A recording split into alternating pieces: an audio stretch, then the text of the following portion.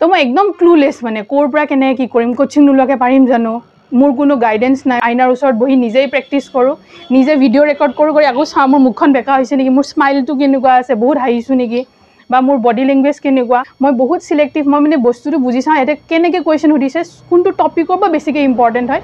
10 তাৰিখে শেষৰ পেপাৰখন বহুত বেছি জ্বৰ, কিন্তু হ'লেও মানে মই এটা কথাই ভাবিছোঁ যে আজি যদি মোৰ জ্বৰ, এইটো অকল মই জানো, ৰিজাল্টৰ সময়ত মানুহে গম নাপাব। মানুহে এটা কথাই ক'ব যে কি হ'ল মানে ৰিজাল্টটো। ৰাতি তাই ফোন কৰি যেতিয়া কৈছে মোক, মই ৰাতিটো আৰু ফূৰ্তিতে আছোঁ আৰু মোৰ ৰাতি বৰ সুখী। নমস্কাৰ, স্বাগতম আপোনালোক সকলোকে আমাৰ ইউটিউব চেনেলৰ আজি অন্য এটি ভিডিঅ'লৈ স্বাগতম জনালোঁ। আৰু যিহেতু আমি সকলোৱে গম পাইছোঁ আজি গোটেই সমগ্ৰ অসমতে আজি যি সুখৰ আনন্দৰ আজি উল্লাস, কিয়নো আজি APSC যি চূড়ান্ত পৰীক্ষা আজি ফলাফল ঘোষণা হৈছে। আৰু আজি এই চূড়ান্ত পৰীক্ষাৰ ফলাফলত আজি উজ্বলি উঠিছে যি দৰং জিলাৰ দলগাঁও, আৰু দলগাঁৱৰ যি আমি আজি যি APSC পৰীক্ষাত চূড়ান্ত পৰীক্ষাত যি সফলতা অৰ্জন কৰি আজি গৌৰৱ কঢ়িয়াই আনিছে দলগাঁওবাসীৰ ওচৰলৈ, আৰু সেই হ'ল তেওঁ শিল্পী শিখা নাথ। গতিকে আহক আমি আজি উপস্থিত আছোঁ শিল্পী শিখাৰ নাথৰ গৃহত, আৰু সেই ঘৰখনলৈ আমি আহিছোঁ। আচলতে শিল্পী শিখাৰ নাথক আজি দেখুৱাবলৈ যোৱাৰ মই একমাত্ৰ উদ্দেশ্য হ'ল যি আচলতে তেওঁ সফলতাৰ আঁৰত ৰহস্য বহুতো আছে, যি কোনো দিনেই তেওঁ নিজকে কোনো কম্প্ৰমাইজ কৰা নাছিলে, সদায় নিজক চেলেঞ্জ হিচাপে লৈ আগবাঢ়ি গৈ আছিলে। আৰু মই আমাৰ কেমেৰা পাৰ্চনক অকণমান ভিতৰলৈ আহিব দেখুৱাম, গোটেই পৰিৱেশ দেখুৱাবলৈ মই চেষ্টা কৰিছোঁ। আনন্দ, হাঁহি ফূৰ্তি আনন্দ, কিয়নো আজি এনেহেন এগৰাকী মাতৃৰ আজি আনন্দত নিশ্চয় হ'ব, যিহেতু আজি কন্যা তেওঁ সফলতা অৰ্জন কৰিছে। সমগ্ৰ অসমবাসীৰ লগতে আজি যি দৰং জিলাৰ এই দলগাঁওবাসীলৈ গৌৰৱ কঢ়িয়াই আনিছে তেওঁৰ আইতাক, তেওঁৰ মাতৃৰ যি মাক, গতিকে আইতাকো আছে লগত। আচলতে আইতাকৰ আজি ইমান সৌভাগ্য, এইহেন বয়সত আজি সেই নাতিনীয়েকৰ যি আচলতে সফলতা দেখা পাইছে, নহয় জানো? গতিকে সকলোখিনি আমি জনাম, সকলোখিনি কথা পাতিম। আমি পোনপ্ৰথমে আমি তেওঁৰ ঘৰলৈ যাম। আজি আমাৰ লগত আছে শিল্পী শিখা নাথ, আৰু সেয়েহে আমি তেওঁক পোনপ্ৰথমে আমি আমাৰ চেনেললৈ স্বাগতম জনাইছোঁ, আমি অভিনন্দন জ্ঞাপন কৰিছোঁ। আৰু আশা কৰিছোঁ যি আজি সফলতাৰ জখলাত তেওঁ থিয় দিছে, এই জখলাটো যেন চিৰদিন ভৱিষ্যতলৈ আৰু আগুৱাই যাওক, যি সুন্দৰ সুন্দৰ কাম কৰি যাওক, যি তেওঁ এখন আসন পাইছে, সেই আসনৰ যাতে মূল্য সদায় চিৰদিন যাতে সদায় জনসাধাৰণ হৈ কৰ্ম কৰি যাওক, ৰাইজৰ হৈ কৰ্ম কৰি যাওক, তাৰে মই আশা কৰিলোঁ। আৰু আপোনাক আমাৰ চেনেললৈ স্বাগতম জনাইছোঁ। আৰু পোনপ্ৰথমে আপোনাক সুধিম যে আচলতে এই যি আজি সফলতাৰ তাৰ আঁৰৰ যিখিনি আপোনাৰ লগত আগতীয়াকৈ কথা পাতি গম পাইছিলোঁ, যিখিনি চেলেঞ্জ আপুনি ল'বলগীয়া হৈছিলে, যিহেতু আপুনি আজি এই সফলতাই আজি আপোনাৰ দুখন ঘৰত যিটো আনন্দৰ বন্যা তুলিছে, নহয় জানো? এখন আপোনাৰ এইখন ঘৰ মাতৃৰ জন্মৰ ঘৰ, আৰু এখন আপোনাৰ স্বামী ঘৰ, যিহেতু একেটা সপ্তাহতে পৰীক্ষা, একেটা সপ্তাহতে বিয়া, গতিকে বিবাহ যিটো আবদ্ধ হৈছিলে। গতিকে গোটেইখিনি কথা পাতিম, আৰু সফলতাৰ আঁৰৰ যি ৰহস্য, কেনেদৰে তেওঁ প্ৰিপেৰেশ্যন কৰিছিলে, আজি আমাৰ উঠি অহা নৱপ্ৰজন্মৰ বা আজি ছাত্ৰ ছাত্ৰীসকলে কেনেদৰে আজি এনেধৰণৰ যিখিনি APSCৰ এটা ঢৌ যিহেতু আমাৰ অসমত এতিয়া আৰম্ভ হৈছে, আৰু সকলোৱে চেষ্টা কৰিছে, আৰু যিসকলে এইখিনিতে মই ক'ব বিচাৰোঁ যিসকলে ট্ৰাই কৰিছিলে বা সফল হ'ব পৰা নাই, নিশ্চয় ট্ৰাই এগেইন, নহয় জানো? নিশ্চয় সফলতা অৰ্জন হয়। আচলতে বিফলতাৰ আঁৰত সফলতা থাকে, নিশ্চয় কিবা এটা তেওঁলোকে ছাকচেছ হ'বলৈ চেষ্টা কৰক। গতিকে ব'লক আমি কথা পাতোঁ।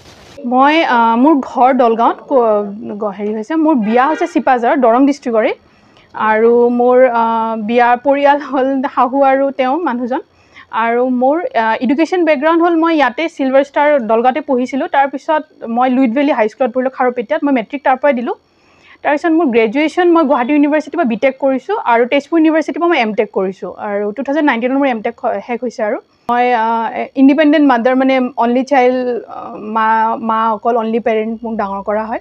তো কোনোবা এটা জেগাত মই সেইটোও আছিলে আগৰ পৰা, সৰুৰ পৰাই, যে মই দেখিছোঁ মানে ষ্ট্ৰাগল কৰা কেনেকুৱা, ঘৰত মেল এটাৰ কিমান প্ৰয়োজন। চ' বহুত আমাৰ সমাজত এনেকুৱা ন, চব বস্তু মেলে কৰিব পাৰিব, ফিমেলজনী অলপ হেৰি কৰি থয়। তো সেই তেতিয়াৰ পৰা মোৰ এটা আছিলে বাৰু, নথকা নহয়, কিন্তু মোৰ এডুকেশ্যনৰ টেকনিকেল বেকগ্ৰাউণ্ডৰ পৰা হ'ল। তো মই এই বস্তুটো যিটো লোকসেৱা, সেই বস্তুটো মই কৰোণা টাইমত মই মানে সেই বস্তুটো অনুভৱ কৰিলোঁ, কাৰণ তেতিয়া মই দেখিলোঁ যে মোৰ ওচৰে পাঁজৰে বা বহুত তেনেকুৱা মানুহে মানুহক দান কৰিছে, বা সেই বস্তুটো মানে মোৰ বহুত ইনস্পায়াৰ হ'ল, মানুহক যে দি ভাল লাগে, মানুহৰ হকে কাম কৰি ভাল লাগে। কিন্তু মই তেতিয়া কোনো এটা পদত নাই, বা মোৰ তেনেকুৱা মোৰ একো নাইও ন তেনেকুৱা মই দিবলৈ, বাট মোৰ ইচ্ছা আছিলে। তো তেতিয়া মই গোটেই বস্তু প্ৰচিডিউৰটো গম পালোঁ যে মই এইটো বিভাগ বা চিভিল ছাৰ্ভেণ্ট হ'লে মই এইটো এটা এটলিষ্ট পাম, আৰু এটা প্লেটফৰ্ম পাম। তো তেতিয়া মই ক'ৰ পৰা কেনেকৈ ষ্টাৰ্ট কৰিবলৈ মই একো নাজানো, কাৰণ মই হ'লোঁ টেকনিকেল বেকগ্ৰাউণ্ডৰ, আৰু এইটো যিটো আপোনাৰ এক্সাম, সেইটো তেতিয়া মই 19ৰ কথা কৈ আছোঁ, তেতিয়া অপশ্যনেল পেপাৰো আছিলে। তো মই একদম ক্লুলেছ মানে ক'ৰ পৰা কেনেকৈ কি কৰিম, কোচিং নোলোৱাকৈ পাৰিম জানো, মোৰ কোনো গাইডেঞ্চ নাই, মোৰ কোনো এনেকুৱা মানুহ নাই যে মই সুধিম, বা মই আমাৰ ফেমিলিতে হওক বা মোৰ এনেকুৱা কোনো নাই তেনেকুৱা। আৰু আমাৰ ইয়াতেও এনেকুৱা এৱেৰনেছটো নাই মানে দলগাঁৱতো যে মই যে কোনোবা সুধিব যাম মই সেইটো নাই মানে। তাৰপিছত মই কৰিলোঁ কি, তেতিয়া লকডাউন আছিলে, কি কৰিম, তো মই NCERT বুকবিলাক ডাউনলোড কৰিলোঁ, মই কিনাও নাই দেই, মই লেপটপত PDF ফাইল ছেভ কৰি থ'লোঁ। তো মই মানে এনেই আৰু নৰ্মেল সাধু পঢ়া নিচিনাকৈ হিষ্ট্ৰীখন আৰম্ভ কৰিলোঁ, সাধু পঢ়োঁ, মানে খুব ইণ্টাৰেষ্ট লাগে তেতিয়া। কিন্তু বেক যেতিয়া মই ক্লাছ ষ্টাডিত পঢ়িছিলোঁ বহুত টোপনি লাগে মানে সেইবোৰ পঢ়িলে, কিন্তু এতিয়া নাজানো কিয় বা বহুত মানে মজা লাগে, এনেই নৰ্মেলকৈ পঢ়িছিলোঁ, পঢ়ি মানে তাৰ এবাৰ এটা চেপ্টাৰ হৈ গ'ল, সেই চেপ্টাৰটোৰ পৰা মই কি বুজিলোঁ মই নিজেকৈ মানে নোটছ প্ৰিপেয়াৰ কৰোঁ, তেনেকৈ গ'ল, নোটছ প্ৰিপেৰেশ্যন হ'ল। তাৰপিছত যোৱা বছৰ নটিফিকেশ্যন ওলাইছিলে আমাৰ মাঘ বিহুৰ টাইমত, মানে আপোনাৰ 16 to 23। তো তেতিয়া ক'লে যে মাৰ্চৰ 26 তাৰিখে প্ৰিলিমছ হ'ব।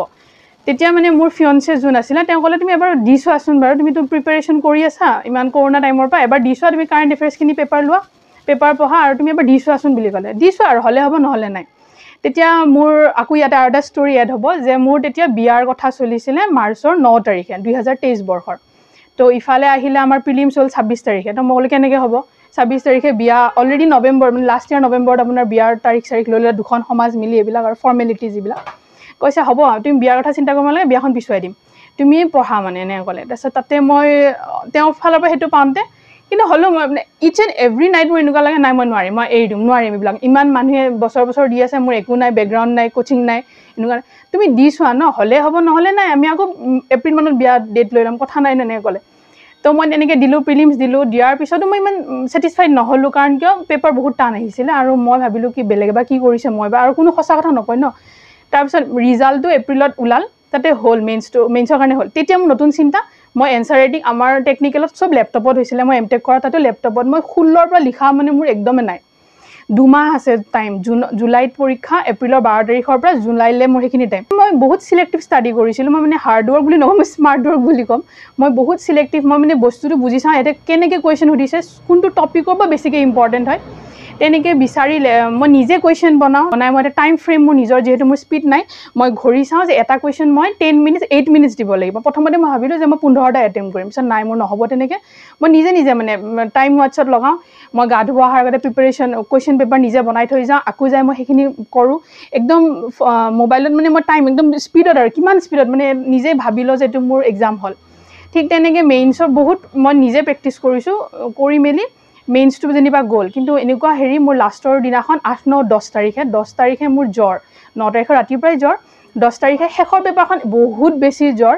কিন্তু হ'লেও মানে মই এটা কথাই ভাবিছোঁ যে আজি যদি মোৰ জ্বৰ, এইটো অকল মই জানো, ৰিজাল্টৰ সময়ত মানুহে গম নাপাব, মানুহে এটা কথাই ক'ব যে কি হ'ল মানে ৰিজাল্টটো। সেই বস্তুটোৱে মোক সদায় মানে, তাতে বেলেগ এক্সাম হ'লে মই নিদিলোঁহেঁতেন। লিখি থাকোঁতেও মই মানে ডেস্কত মাথা থৈ লিখিছোঁ, তেতিয়া মই ভাবি আছোঁ নাই মানুহে ৰিজাল্টৰ সময়ত ফোন কৰিব, সেই বস্তুটোলৈকে মই সদায় ৰখি আছিলোঁ। তাৰপিছত গ'ল যেনিবা মেইনছটো, তাৰ ৰিজাল্ট আহিল, আহোঁতে মোৰ বিয়া আকৌ ডেট ল'লে, যিটো পষ্টপন বিয়া আছিলে, 7 ডিচেম্বৰত ডেট ল'লে। ইণ্টাৰভিউ হ'ল 28 আৰু 29, 28 তাৰিখে ভেৰিফিকেশ্যন, 29 নৱেম্বৰত মোৰ ইণ্টাৰভিউ। বিয়াৰ এসপ্তাহ আগত মই আৰু মোৰ মা অকলে, বিয়া বুলি ক'লেতো আৰু বহুত কিবা কিবি, যিহেতু মেল ফিগাৰ নাই বুলি মই অলৰেডি কৈছিলোঁৱে, কথা গৈ ৰেকৰ্ড কৰি মই চাওঁ বহুত স্পীডত কৈছোঁ নেকি, মই কিছুমান নাহাঁহোঁ, সেইটো এটা স্মাইলিং ফেচ লাগে, চব চেল্ফ প্ৰিপেয়াৰ্ড বুলিয়ে ক'ব লাগিব। আৰু তেনেকৈ গৈ মেলি ইণ্টাৰভিউ হ'ল, বিয়া 7 ডিচেম্বৰত ভালে হৈ গ'ল, এমাহ হ'ল। এতিয়া ৰিজাল্টটো যোৱাকালি অলপ বিচাৰিছিলোঁ বাৰু, কিন্তু কয় ন যে আকৌ হ'ব আৰু নেক্সট টাইম, বাট এবাৰ ওৱান শ্বটত এইখিনিৰ কাৰণে আৰু হেপ্পী আৰু, যদিও স্মল এচিভমেণ্ট, বাট মোৰ কাৰণে এইখিনি যথেষ্ট বুলি মই ভাবোঁ আৰু। চ' ভাল লাগিছে, কইনাই ইমান ডাঙৰ পৰীক্ষা এটা পাছ কৰিছে, মনটো মানে আনন্দত কি হৈছে ক'ব নোৱাৰা হৈ গৈছোঁ মই। ভাল লাগিছে, তাই সৰুৰ পৰা ডাঙৰ কৰি এইখিনি যে ফল পালোঁ মই, সেইটো কাৰণে মোৰ ভাল লাগিছে আৰু। তাইক মই ইমান কৰি ইয়াতে মাকৰ লগত ডাঙৰ কৰিলোঁ, আজি মই এইখিনি তাই খবৰ পাই, ৰিজাল্টো পাই মোৰ ফূৰ্তি লাগছে। তাই যাতে এটা ভৱিষ্যতলৈ মানুহ শিকাক, মোৰ নাম এটা ৰ'ব, মাকৰো ৰ'ব, যাতে আশীৰ্বাদ কৰিছোঁ। আৰু আচলতে এইখিনি আশীৰ্বাদ থকাৰ কাৰণে আজি হয়তো ইমানখিনি সফলতা অৰ্জন কৰিছে, আৰু পিতৃহাৰা বুলি ক'ব লাগিব ন। গতিকে মাতৃ আৰু আইতাহঁতে, মামাইহঁতে তুলি তালি সুন্দৰভাৱে তেওঁক যিখিনি গাইড দি ধুনীয়াকৈ সুন্দৰকৈ লৈ গ'ল, আৰু সেই আশীৰ্বাদ আছে কাৰণে। আৰু এটা কথা আপোনালোকক জনাওঁ, হয়তো তেখেতে নক'লে, মই যিটো আহি গম পালোঁ, মই এই ঘৰখনলৈ অহাৰ আগত গম পাইছিলোঁ যে আজি শিল্পী শিখা নাথ কিন্তু এই ঘৰলৈ অহাৰ আগত তেওঁ সেই চিপাজাৰ পৰা তেওঁৰ স্বামী গৃহৰ পৰা দৌৰি গৈছিলে আইতাকৰ গুৰিলে নহয় জানো গতিকে আইতাকৰ গুৰিলে দৌৰি গৈছিলে গতিকে যিটো এটা মৰম ভাল পোৱা যিটো এটা মানে আইতাক আৰু নাতিনীৰ যিটো এটা হেঁপাহ গতিকে সেইটো আৰু বেলেগকৈ বুজাবলৈ কোনো প্ৰয়োজন নাই নহয় জানো ঠিক আছে